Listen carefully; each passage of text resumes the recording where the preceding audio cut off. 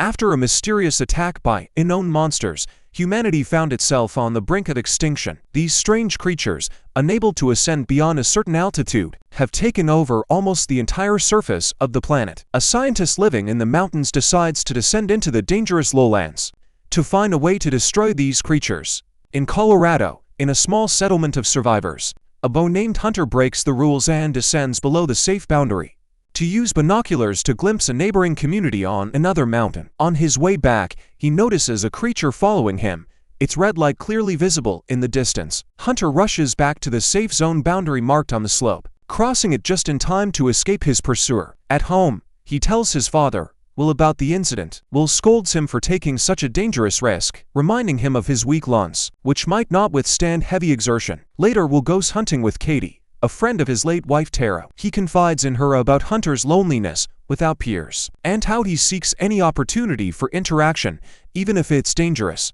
Katie sympathizes, understanding how hard it is for a child to live in such isolation. During the hunt, they come across their neighbor Nina, who is trying to create armor-piercing bullets using the scales of one of the monsters. Nina dreams of finding a way to kill these creatures, whose dense armor cannot be penetrated by regular bullets. That evening, Will hears an alarm from Hunter's breathing apparatus. The oxygen supply is running out, and Will realizes that the only chance to save his son is to descend into the lowlands, to the hospital in Boulder, where oxygen tanks might still be available. The next day, he spends time with his son, gathering food and trading roots for Hunter's favorite macaroni and cheese. Later, Katie visits Will with a couple of bottles of beer. Sitting on the porch, they reminisce about their carefree past lives and observe Nina working on her experiments. That evening, Hunter has another attack, forcing his father to use a syringe with medicine. Realizing that there's no time left, he goes to Nina in the middle of the night.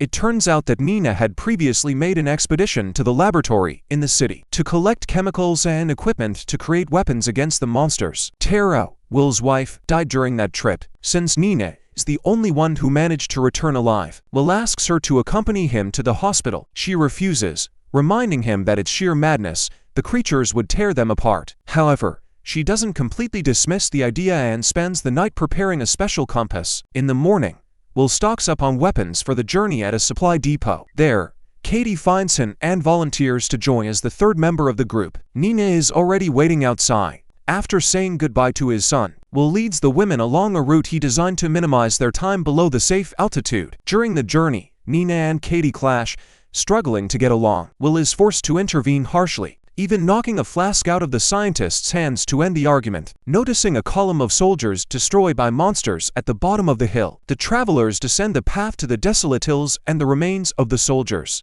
hoping to find something useful. On the way, Nina explains that her compass can detect monsters within a half-kilometer range. They have a strong magnetic field, much stronger than that of any living organism on the planet. Nina hands the compass to Katie, asking her to watch for approaching danger while Will searches for equipment. Meanwhile, Nina digs up armored monster scales for further research. When Will finds a grenade launcher, Katie attaches it to her rifle.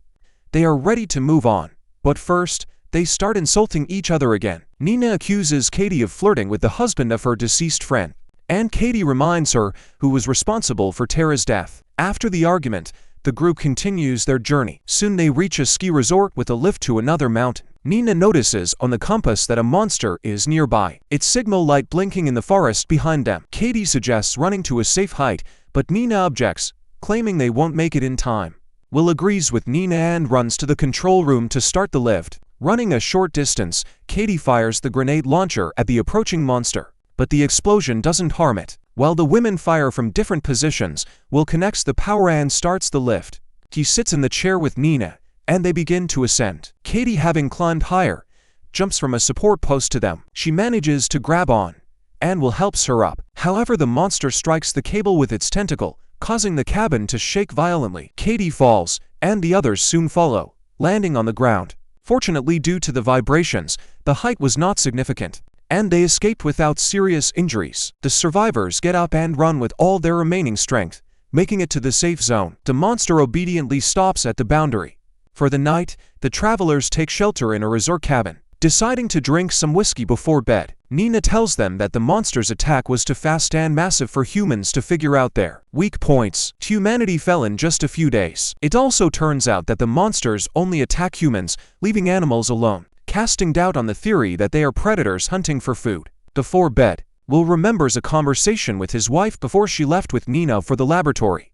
The next day, the trio reaches the entrance to a mine. The tunnel goes through the mountain and exits on the other side. Nina warns that the middle of the tunnel is below the safe height, and there are numerous branches that go deep underground. She also notes that the compass will not work in the mountainous area. Despite this, they put on miner helmets with flashlights and continue on their way. At the other end of the tunnel, they discover that the exit is locked. The group decides to use a lure passage and descends into a tunnel via a ladder. In one of the corridors, covering their flashlights with their hands, they notice a red light, indicating that a monster is nearby. They take off running. Katie throws a grenade, hoping to collapse the entrance, but it doesn't work. The trio squeezes into a narrow passage, where they turn off their flashlights and hold their breath to avoid detection by the carbon dioxide that the monster can sense. The monster tries to feel for them with its tentacle, which has a red light on the end, but fails to find them. At this moment, Will distracts the monster with a well-thrown flare. The pause they gain is enough to slip through a narrow tunnel that leads to the exit. Katie crawls first and runs into a monster hiding on the other side. It attacks her with a tentacle, dragging her into the darkness, clearing the way for Will and Nina, who manage to climb out using a nearby ladder they spotted. The heroes deeply mourn the loss of their companion but realize they must move on. They continue their journey to the ranger's cabin, where they plan to spend the night. In the cabin, Will finds a pack of mac and cheese. As they cook it for dinner, Nina shares her hypothesis. The monster's scales supposedly generate an electromagnetic field, and if she could create a bullet capable of short-circuiting it, the monsters would simply explode. But for this, they need to reach a lab with the necessary chemicals. Will thinks her idea is nonsense and regrets that his wife died trying to help with this stupid theory.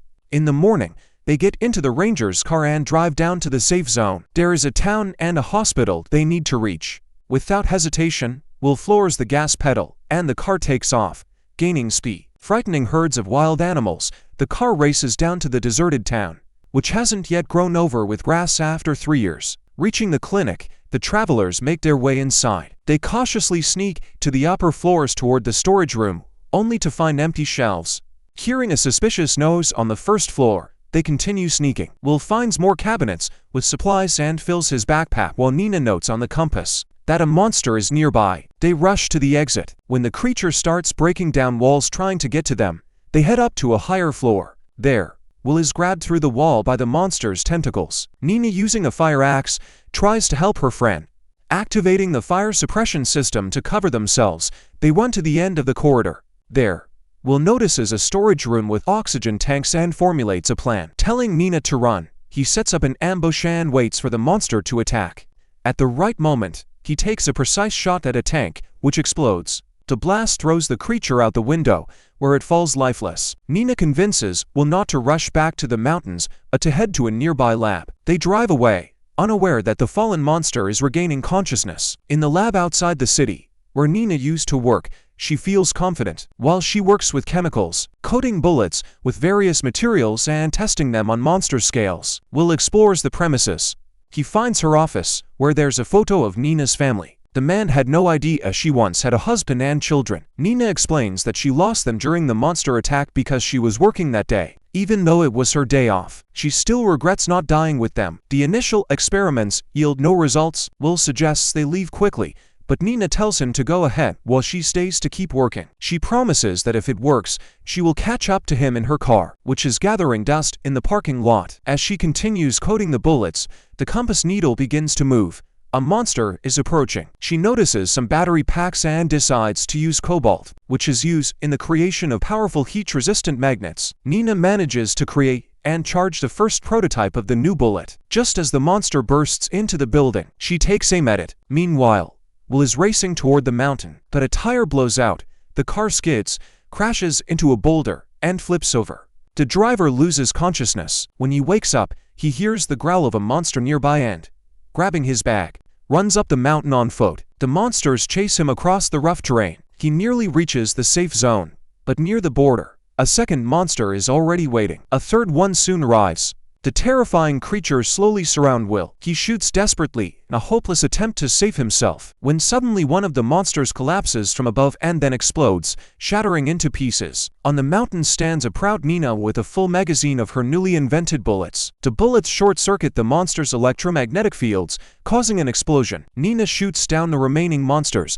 which, judging by the remains, turn out to be robots programmed to kill humans and not ascend above 2,500 meters above sea level. Their alien-like appearance suggests that these creatures may have been sent by extraterrestrials. The survivors return to the village, where Will is joyfully greeted by his son. Nina raises a flag, a signal to other settlements that she has found a way to fight the monsters. The good news spreads over the radio waves, and local craftsmen use available materials to create cobalt coatings for bullets. In memory of the fallen Katie, they lay a symbolic bullet with her name at the local memorial by the river. Nina and Will set out to hunt monsters. A group of volunteers with the new weapons descends from the mountains. The camera slowly pans over the landscape from a bird's-eye view. Explosions are seen here and there, symbolizing the destruction of the alien robots. The remnants of humanity give a determined response to the monsters trying to take over the Earth. And on this positive note, the film ends.